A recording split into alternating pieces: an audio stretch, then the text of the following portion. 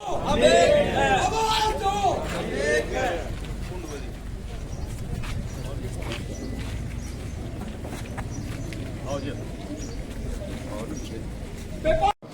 बहुत बहुत धन्यवाद करता हूं। और एक जनप्रतिनिधि के आगे जब आपको लगेगा कि मुझे आपके बीच में आना चाहिए, आपके संघर्ष में कंधे से कंधा मिलाकर चलना चाहिए, एकदम से मुझे आदेश करिएगा, मैं आपके चरणों में हाजिर हो जाऊंगा। डॉक्टर राजीव भारद्वाज जिंदाबाद, डॉक्टर राजीव भारद्वाज जिंदाबाद, डॉक्टर जी भारद्वाज जिंदाबाद।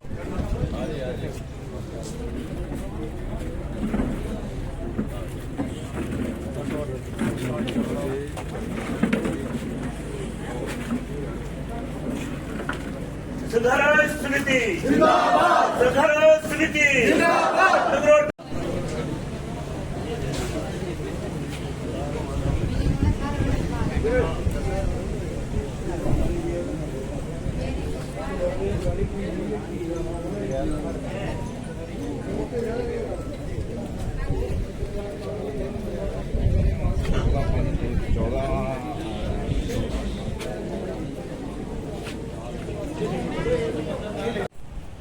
ये तो साजिश रची गई है इस क्षेत्र के लिए, इसलिए मुझे लगा कि मुझे भी जाना चाहिए, क्योंकि मैं आपका प्रतिनिधि हूं और ये मेरे लोकसभा का क्षेत्र है। तो ये 3 कारण थे जिसके लिए मुझे लगा कि आप सबके साथ बहुत बड़ा अन्याय हो रहा है और मुझे एक प्रतिनिधि होने के नाते आपके बीच में जाना चाहिए, आपकी समस्या को सुनना चाहिए और आपकी समस्या के समाधान के लिए जहां बात मुझे करनी चाहिए मैं वहां करूं, इसलिए मैं आज आपके पास आया।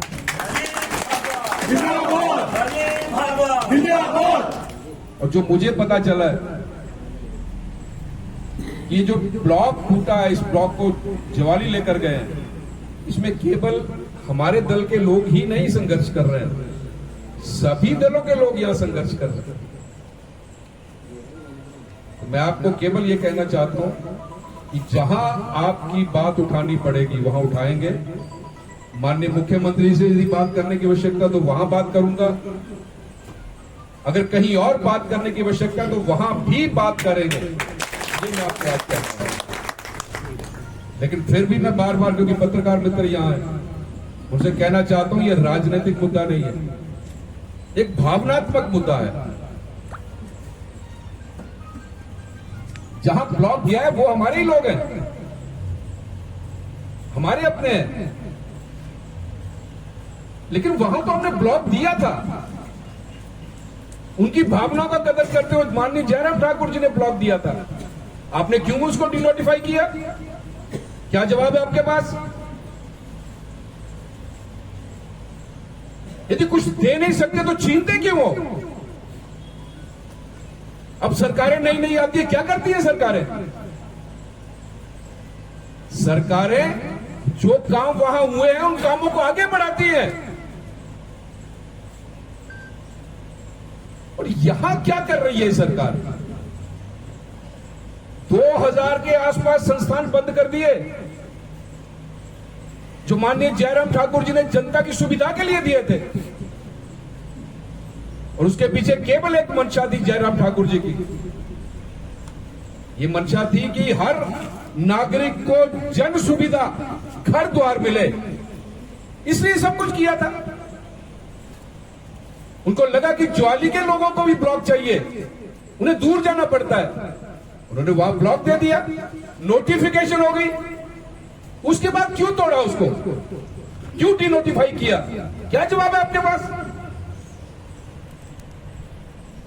यदि नहीं किया, डिनोटिफाइड कर दिया, इसका जवाब तो जनता लेगी आपसे आने वाले समय में।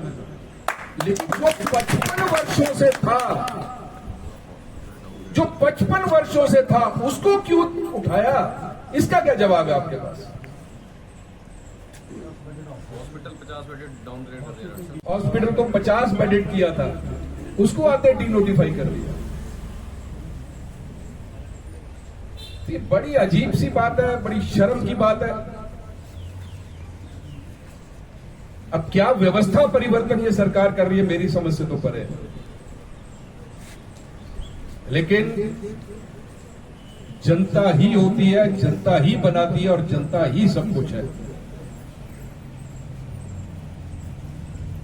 जनमानस के आगे बड़े बड़े हुक्मरान झुक जाते हैं, आप चिंता मत करिए।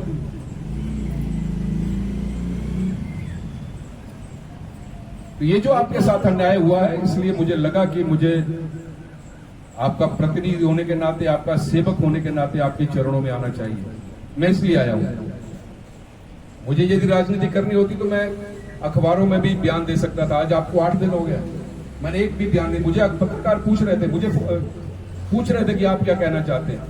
मैंने कहा मैं वहां आऊंगा, देखूंगा। और मुझे लग रहा था कि कई बार हो जाता है, अधिकारी की ओर से हो जाता है, तो जब जनता आवाज उठाती है तो जो हुक्मरान उस समय, सत्तासीन जो इस समय हैं, उनकी आंखें खुल जाएंगी, उनको पता लग जाएगा कि जनता नहीं चाहती है, वापस ले लेंगे। लेकिन आज 8 दिन हो गए और फिर मेरी चिंता इसलिए ज्यादा बढ़ी कि पत्रकार यहां बैठ गए धरने पर। सर कोई भी नहीं कुछ करता। इससे बड़ा संदेश क्या हो सकता है? इससे बड़ा संदेश क्या हो सकता है जनमानस के लिए? इस सबको ये लग रहा है कि अन्याय हो रहा है और सरकार के कानों में जू नहीं रह रही। अभी तक मैं पूछ रहा था कि मैं कोई ऐसा आपको संदेश आया, कोई आपसे वार्ता करने के लिए आया है? हो जाता है, संघर्ष चलता है तो सरकारें वार्ता करती है, कम से कम पूछती तो है आपको क्या समस्या है, बैठ के बात करिए, अधिकारी भेजे। हमारे यहाँ के जो प्रतिनिधि वो तो मंत्री है, वो आके पूछ सकते थे या अपने पास बुला सकते थे संघर्ष समिति को। लेकिन मुझे पता चला कि अभी तक ऐसा कुछ नहीं हुआ। तो आप सब लोग इस अन्याय के विरुद्ध खड़े हैं, मैं आपको प्रणाम करता हूं।